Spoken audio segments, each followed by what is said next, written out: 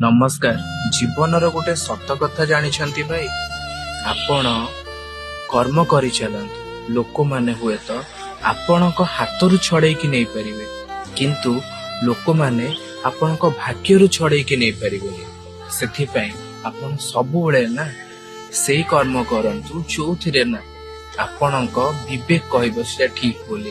कारण मनीष हुए तो भूल और ठीक कर्म भितर तफात करि पारेनी, किंतु विवेक सांगे सांगे आपण को कहिदे जे एई कामटा ना आपण ठीक करिसंती, एई कामटा आपण भूल करिसंती।